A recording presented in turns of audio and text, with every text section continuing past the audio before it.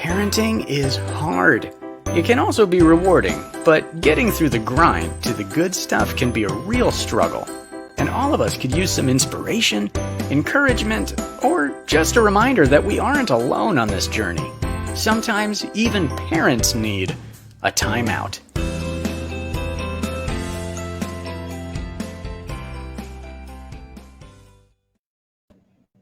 Hey parents, welcome to Parents Time Out.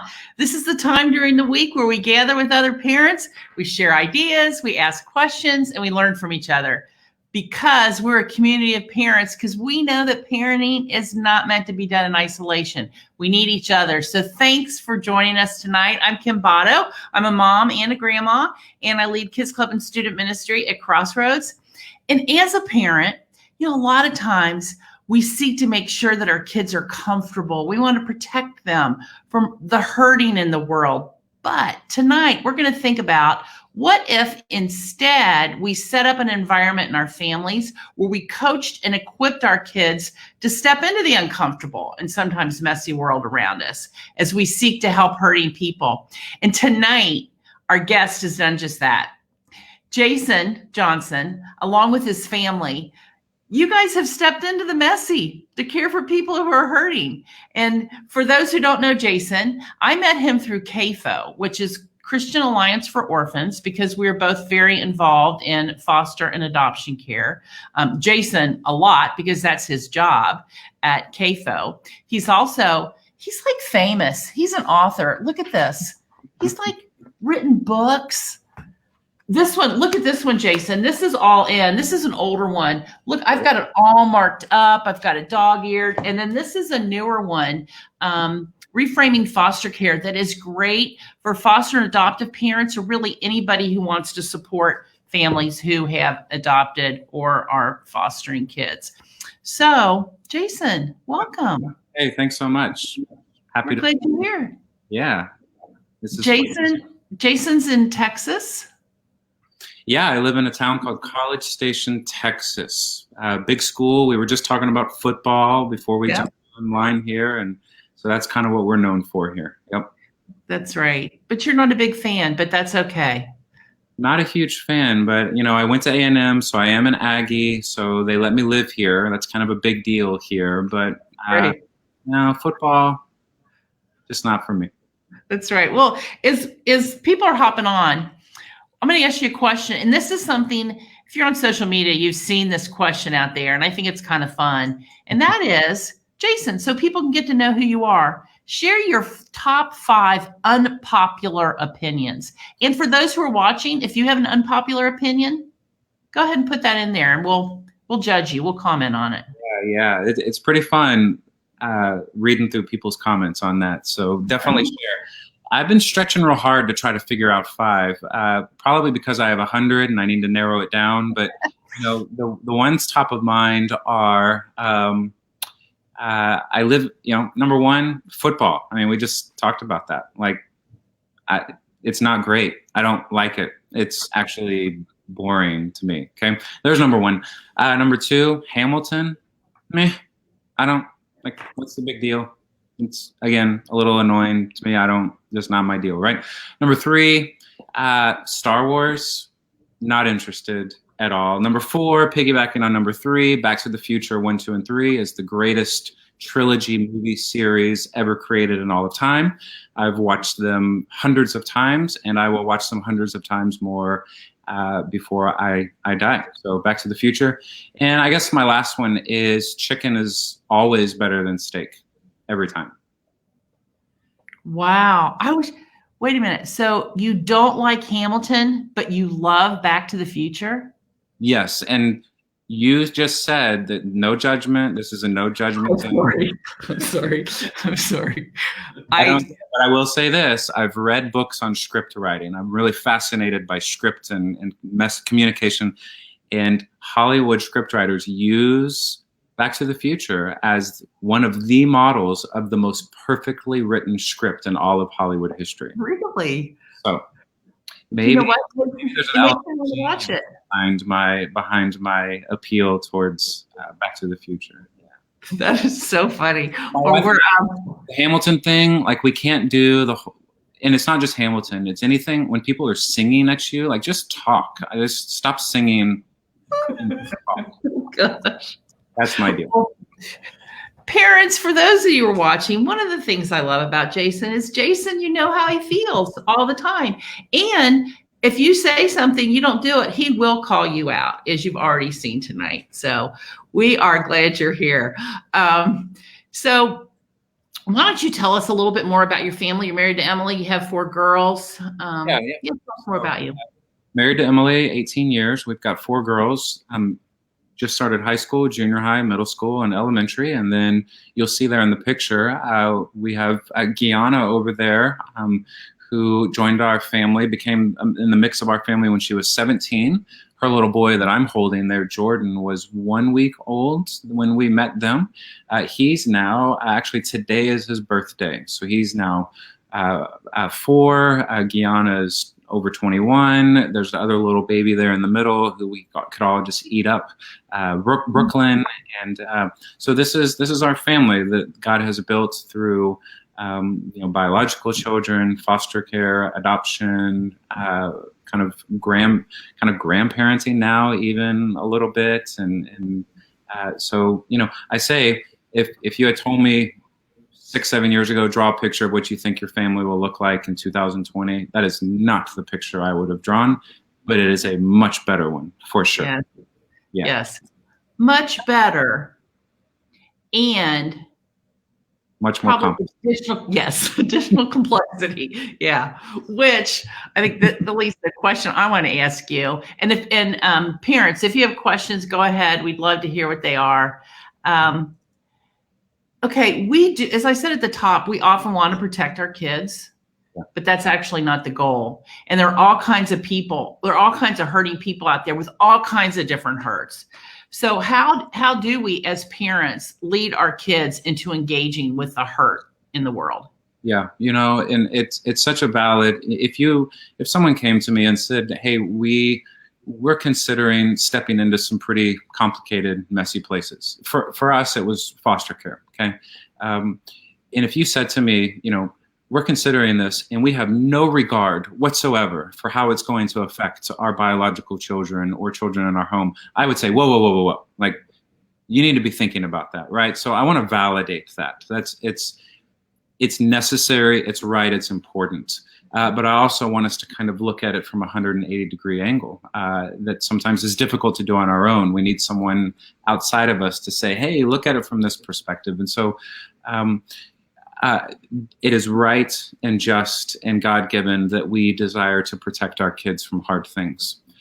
It may also create more complications down the road if we try to protect our kids from every hard thing, if that makes sense, right? Yeah, we live in a world that's hard. The older they get, the more increasingly aware they will become of that. And the more we want to be proactive in how we're helping them process that and engage that. And so I say it this way for our story. This is just our story. It's not everyone's, but I say, you know what? Before we opened our home to foster care, I was concerned. Our girls were 6, 4, and 2. And I was concerned about the effects opening our home to hard things would have on our daughters. Would it deprive them of attention that they deserved from us? Would it complicate their lives unnecessarily, right? Now, after the fact, I am more concerned about the effects of not opening our home to this journey would have had on our biological girls. They've seen things that many kids have never seen. They've become aware of things. They now know a whole nother part of the world, on a whole nother side of the world, that frankly, left to my own devices, I probably would have tried to build a life for them where they could pretend like that didn't exist. Mm-hmm. So foster care for us has given our daughters a gift in terms of perspective and awareness that I don't know I would have ever been able to give them on my own, if that makes sense. You talk about it changing them. Yeah. Like what changes have you seen in their character, disposition, the way they look at the world because of what you've done? So when we started and they were younger, they would at night, want to pray for the fosters, right? And so just like little pieces of, okay, there's some things getting in their brain. And they would pull out all their dolls and they would set everything up and they would talk about how they're taking care of babies that don't have mommies and daddies, right? And we would see that and kind of go, I remember we were building a home and we were putting our hands in the cement on the driveway, a pretty typical like American thing to do, right? And one of our girls in particular was concerned about how we would get new sisters, any new future sisters' hands in the cement after it dried, right? And so you see those things, you go, okay, this is in them, okay? And as they've gotten older, we've seen there's an awareness of them in them about the hard and broken world that we live in. They've seen things they can never unsee, and so have we, and they've felt things they can never unfeel, great joys, and really hard heartaches. I'm convinced they walk into their schools with a different perspective. I'm convinced they see kids who are pushed aside or marginalized with a different perspective. One of our girls, our middle schooler, told us tonight at dinner that she made a new friend today. We were like, great. Wait, how did that happen? Well, my friends and I were walking around the playground, and there was a girl sitting off by herself all alone, and we just went over and started talking to her. Now, is that a direct result of opening our home to foster care some years ago? I don't know. I don't know if I can make that connection. Mm-hmm. But what I know is I see little signs and little pieces of fruit that I pray and I hope grow and evolve with them as they grow. And they become young women and grown women who live in this world with a different perspective. Yeah, and I think if we start looking at parenting as not as protection, like if our primary goal is no longer protection and comfort, but instead is preparing them to live in the world that's broken, it would make sense that we would introduce them to things while they're still in our home, where we can coach them. Absolutely. I through this journey, I've learned I don't necessarily want to raise safe girls. I want to raise strong girls. That's good. And we have some strong girls, and they've seen some hard things, and I believe it's made them stronger. Now, there's a very fine line, right, that my wife and I have always had to navigate. That we want them to grow up very aware of what it is that we're engaged in and very active in it, right? This is not just us dragging them along. We want them to grow up with a very keen awareness, but we also don't want them to grow up with a resentfulness. That somehow this ruined their childhood, it ruined their family, right? And so there's a super very fine line that is sometimes hard to see. And I think maybe the line moves every day, right? But it's not that we're just kind of throwing caution to the wind and all abandon. And I don't know that that's good stewardship, right? I think maybe it sounds noble, but I think maybe the expectation that God has is, no, I want you to be wise about this, and I want you to be smart about this, but I want you to begin to take steps towards this as well. Well, you just said you don't want to just drag them along. So for families who are maybe watching who maybe are saying, oh, I want to start getting involved in some of these things, how do you include them in the process? Yeah. Great question. Our girls, when we started, again, we're 6, 4, and 2. And so it was very simple conversations about there are kids out there that don't have mommies and daddies, or their mommies and daddies are struggling, and they need a safe place to live for a little while mommy and daddy can get healthy, and then they can go home. And sometimes they can go home, and sometimes mommy and daddy just aren't able to get healthy. And so that kid will need to maybe stay with us forever. And so it's just constant repetition of that, very simple statements, not overly complicating it. And then as kids are older, I think it's a different, frankly, if you're watching this and you have teenagers, it probably wouldn't take them long to identify who in their schools or in their social circles maybe struggle. Maybe they come from home lives that are difficult. Maybe they're some pushed aside, marginalized kids at school. So they see it. I think they see it. And I think one of the gifts that we can give our kids is the ability to process it and to think through it, not only in terms of awareness, but also action.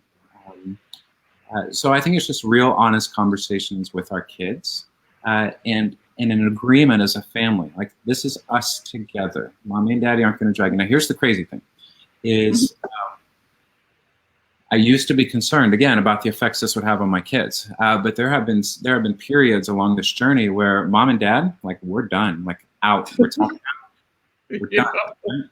And it's our kids who've said, no, why are we done? Like, no, right? And we're going, whoa, somehow the tables have turned here, right? You're supposed to be the ones that, like, don't want to do this, and you're actually the ones that are really driving us and pushing us. I remember not long ago we said, maybe we're just going to become CASA volunteers. These are people who get trained and they get assigned a case and they're volunteers and they go to court and they just advocate for a kid. And or we said respite. Maybe we would just provide respite. We would babysit kids, for foster families. We would babysit their kids for a while. And I remember our girls saying, why would we do that? And we'd say, well, because there's a need there. And they're like, no, that's not what we mean. Why would we only do that? Why wouldn't we just foster again? So I guarantee if there's people watching this and maybe right now, rightfully so, you say, how do we navigate this well with our kids? I'm convinced that you'll begin to see fruit. They'll start praying for the fosters or getting all their babies out, or if they're older, they'll start being able to identify. I see this kid at school and he's on the margins, and I'm wondering how can I step towards him or her, right? Like, how can I show love and step into their world, and then somewhere along the line the table will turn, and you're going to see your kids are really owning this for themselves, and that's when I think that's confirmation. Okay. We've navigated that really fine line, and this isn't resentment. This is awareness, and there's a perspective shift that's happening in our kids. Yeah, and I think some people, like, if we talk about barriers, we're talking a lot about adoption and foster care, but just doing anything hard, whether it be serving the homeless or our kids want adventure and they want to be a part of something bigger than themselves. And I know for us, we adopted our youngest at 10, and then our second daughter that we adopted, she was almost 16. So there were complexities then that came into our house. They had some stuff packed in their suitcase that was very hard that they brought into our home. And I know there was a time where I thought, my children will never want to interact at all with anybody, adoptive or foster. And instead, that's part of their story. I mean, they want to be a part of it. And I remember thinking, I apologized to a kid and I said, this is way too hard. I'm sorry. We thought we were called. I don't think we really were. And he said, when Jesus, he died on the cross. So, was he called to do that?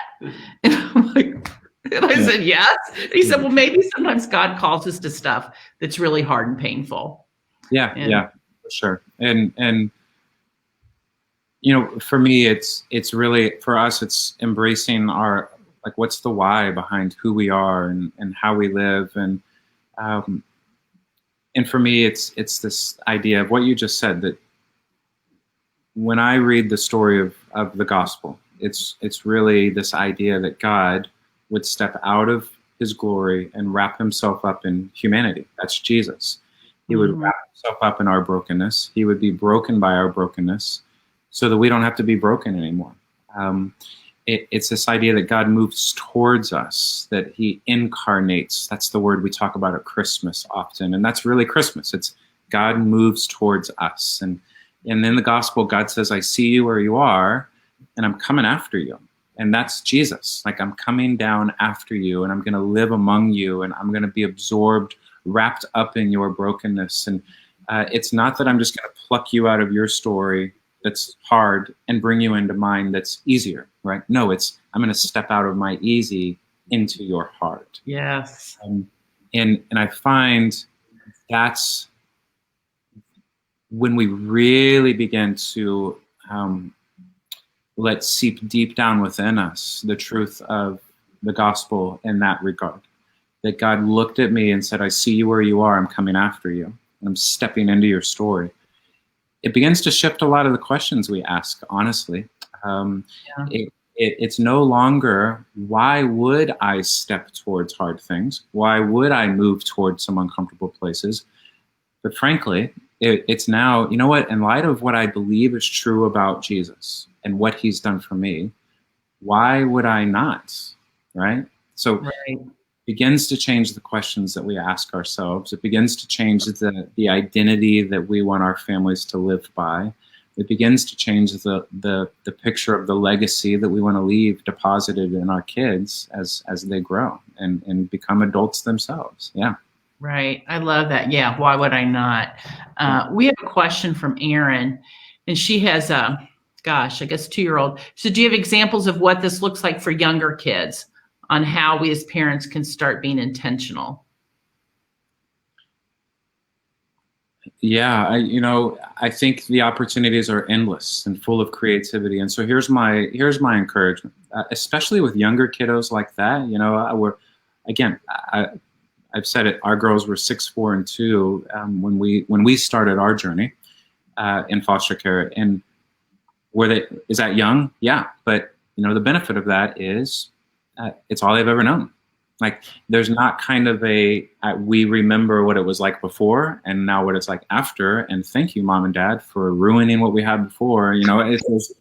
There's Tim's going, yeah, been there, done that. But so with the 2-year-old, just begin to set rhythms in your home that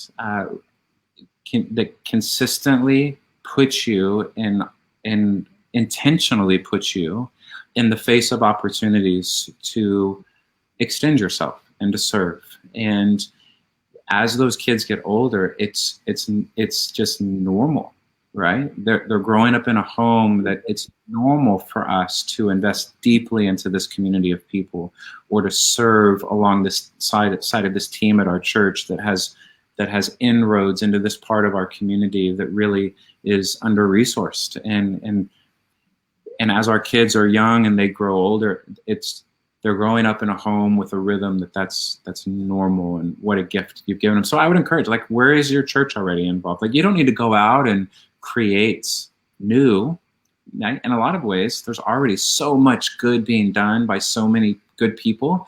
It's just a matter of, what are your passions, and what are your passions together as husband and wife, maybe, and where can you say, you know what, we're passionate about this, and we want to find another group of people that are passionate about this as well, and just come alongside them and start running with them. Yeah. And I like what you said, it doesn't have to be some big, epic, huge thing. And I know Erin, and her mother keeps little sticker books in her purse for kids who have meltdowns at Target or on airplanes, and hands them to that. That could be something that a child could then give to another child that you see melting down. Yeah. How cool is that? And a lot of times it's the simple things that are most significant. Right. And I guess my encouragement to parents is, let's shrink it down a little bit, right? Let's not have it be up here okay, it's got to be really, really big and make a huge impact very, very quickly. No, that's overwhelming. I don't even know. If I had to, right now, you said you're not allowed to leave this room until you figure out something big and impactful to do. That's paralyzing, right? Yes. Small and simple, and oftentimes are the most significant things. I would say small, simple, but consistent. The consistency. Yeah. So this is just the normal rhythm of who we are as followers of Jesus, as members of this family. It's just what we do, right? Mm-hmm. I saw Mom. She posted today that her kid, I think he's 2, just, I don't know, 3 or 4, preschooler, but really has a heart for people who are hurting. So he always wants to do things for the homeless. He wants to take, and so they do. They will do things for people who are homeless.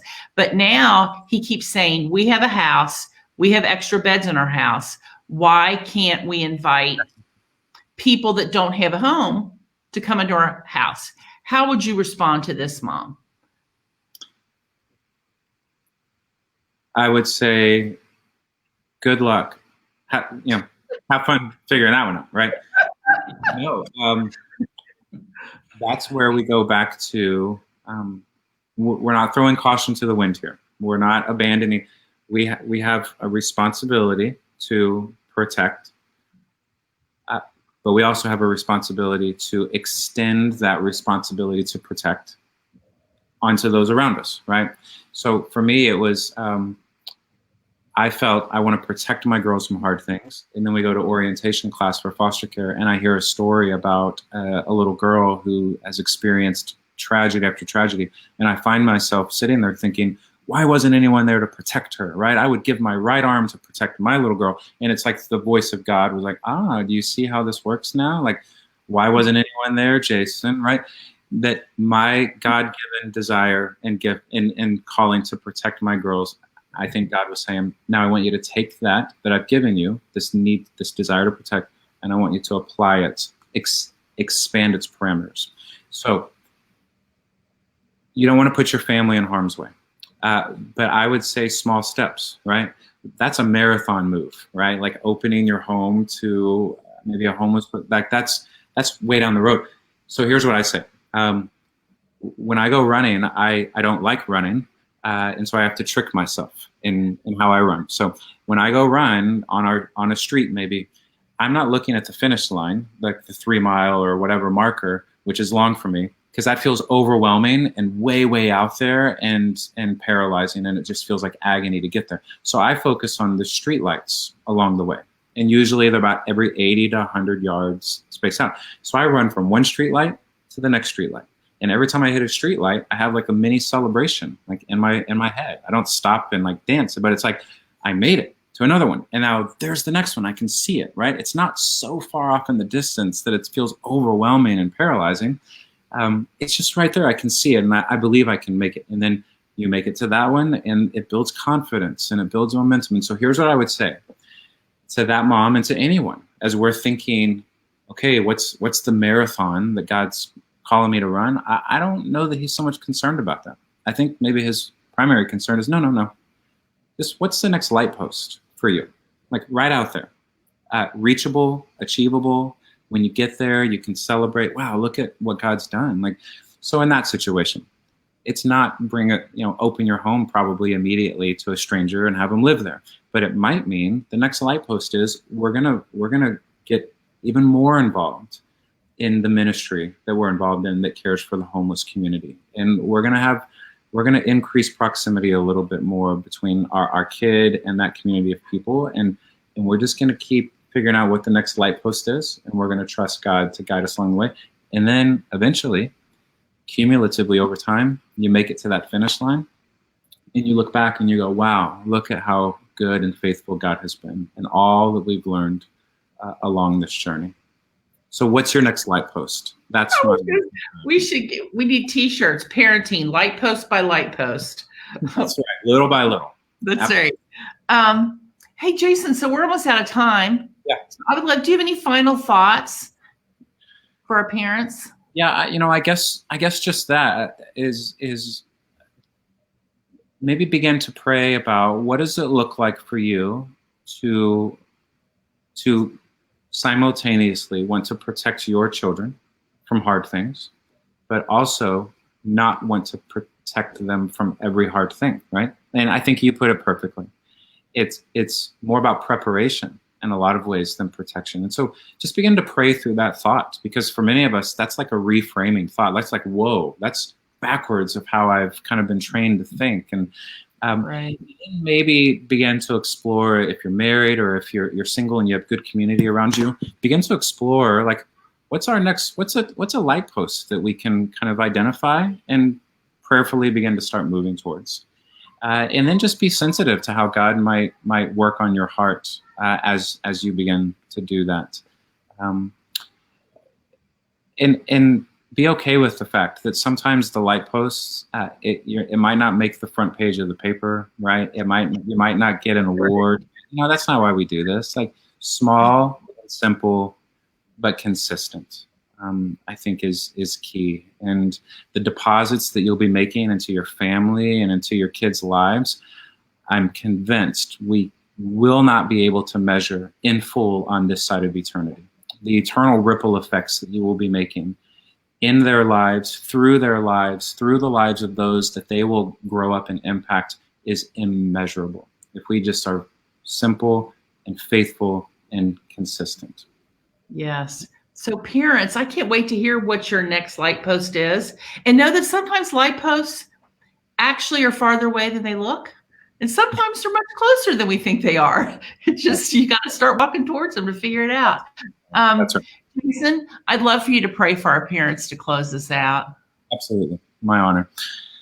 Father, what a joy it is to really just have a conversation that reminds us all about how good and faithful you are, and what a gift you've given us, this opportunity to invest into the lives of little people who will become future adults. And we don't just wait for them to grow up to make an impact, but we believe that you have given them the ability to change the world even now. And so I pray, Father, that you give us wisdom as parents for what our next best steps might be. That maybe you give us clarity and raise up within us kind of a fire and a passion collectively as husband, father, single parents with really good community around them, our kids, that we say, this is the next light post that we together want to start moving towards.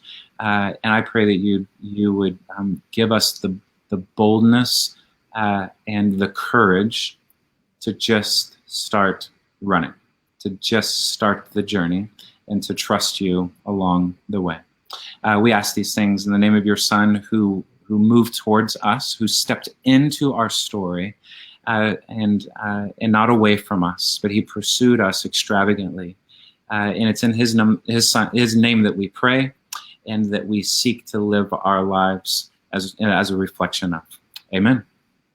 Amen. Jason, it is always fun and sometimes a bit of an adventure spending time with you. So thank you. Thanks to Emily and the girls for giving you up for time tonight. And parents, we'll be back here next week at 8:30 with John Wilson, who is an amazing Kids Club volunteer, and he is a teacher. He is an amazing teacher, and he's going to talk about heading back to school, which we're going back to school. For some of us, it looks different than it did last year, but we want to help you, and we'll be talking about that. So have a great night. And Jason, you have a good night out there. And thanks so much, Tim. Yeah, we'll do. Bye-bye. See ya. Thank you.